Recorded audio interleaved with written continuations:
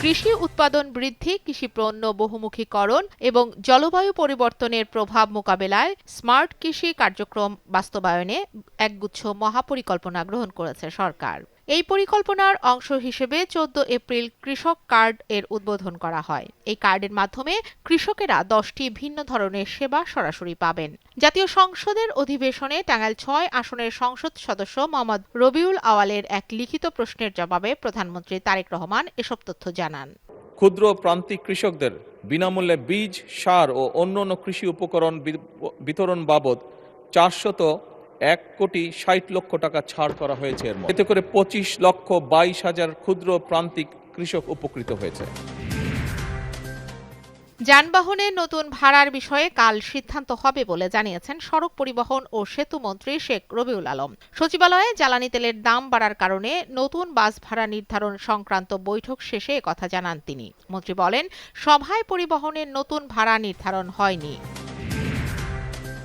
পরিবহন সুবিধা বাড়াতে 14টি বোয়িং বিমান কেনার পাশাপাশি কিছু বিমান লিজ নিতে এয়ারবাসের সঙ্গে আলোচনা চলছে বলে জানিয়েছেন বেসামরিক বিমান পরিবহন ও পর্যটন মন্ত্রণালয়ের প্রতিমন্ত্রী এম রশিদুজ্জামান মিল্লাত। সচিবালয়ে প্রধানমন্ত্রী তারেক রহমানের সঙ্গে সাক্ষাৎ শেষে গণমাধ্যম কর্মীদের সঙ্গে আলাপকালে এমনটা জানান তিনি। জুন মাস থেকেই আমাদের ফ্লাইটটা চালু হচ্ছে, এই ব্যাপারে সিদ্ধান্তটা গৃহীত হলো এবং আগামী কত স্লট দেওয়া যায় এটাকে নিয়ে চিন্তা করব আমরা, যে প্রফিটেবল হলে আমরা হয়তো সেখানে বাড়াবো। আগামী 6 মাস টিকার কোনো সংকট হবে না বলে জানিয়েছেন স্বাস্থ্যমন্ত্রী সরদার মোহাম্মদ সাখাওয়াত হোসেন। রাজধানীর শাহবাগে বাংলাদেশ চীন জয়েন্ট সার্জিক্যাল ক্লিনিক চালুর লক্ষ্যে স্বাক্ষরিত সমঝোতা স্মারক অনুষ্ঠান শেষে একথা বলেন তিনি। মন্ত্রী জানান, স্বাস্থ্য খাতে লোকবল সংকট নিরসনে 1 লাখ স্বাস্থ্যকর্মী শীঘ্রই নিয়োগ করতে যাচ্ছে সরকার। একটা টিকার সংকট নেই, আমাদের টিকা আমাদের স্টক রয়ে গেছে আমাদের হাতে। আগামী 6 মাস পর্যন্ত আমরা টিকা দিয়ে যেতে পারবো। আমরা 1 লক্ষ স্বাস্থ্যকর্মী নতুনভাবে নিয়োগ করতে যাচ্ছি, প্রসেস হচ্ছে। ইনশাল্লাহ আগামী কিছুদিনের ভিতরে দেখবেন আমরা স্বাস্থ্যকর্মী নিয়োগ করতে যাচ্ছি।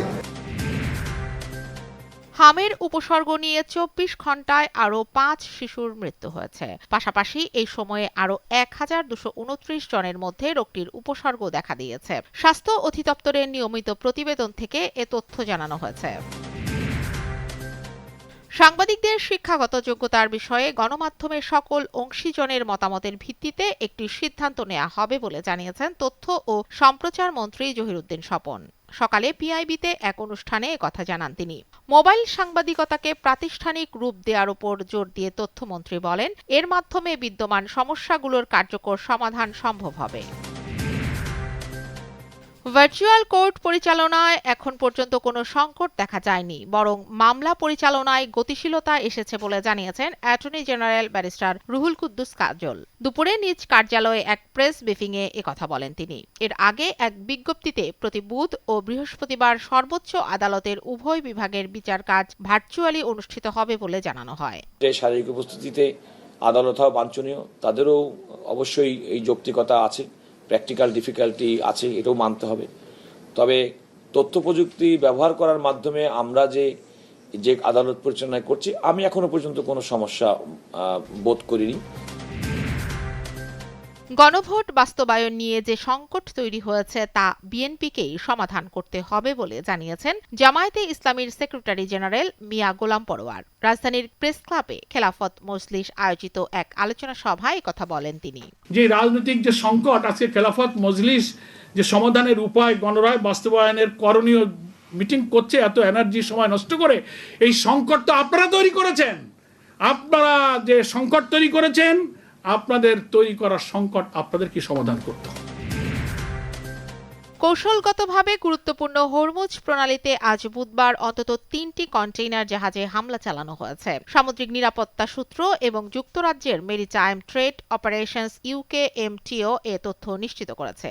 সম্প্রতি ইরানের বন্দরগুলোতে মার্কিন নৌ অবরোধের প্রতিবাদে দেশটি এই প্রণালী দিয়ে জাহাজ চলাচলের ওপর কড়াকড়ি আরোপ করে। 4 ম্যাচ পর লা লিগায় স্বস্তির জয় পেয়েছে রিয়াল মাদ্রিদ। চ্যাম্পিয়ন্স লিগের কোয়ার্টার ফাইনাল থেকে ছিটকে যাওয়া ও সবশেষ টানা 4 হারে বিপর্যস্ত ছিল লস ব্লাঙ্কোসরা। তবে মঙ্গলবার রাতে ঘরের মাঠে আলাভেসকে 2-1 গোলে হারায় দলটি। ম্যাচের ৩০ মিনিটে কিলিয়ান এমবাপ্পের পায়ে লিড নেয় মাদ্রিদ। প্রথমার্ধ লিড ধরে রাখার পর ৫০ মিনিটে ভিনিসিউস জুনিয়রের চোখ ধাঁধানো গোলে ব্যবধান দ্বিগুণ করে আরবেলোয়ারের দল।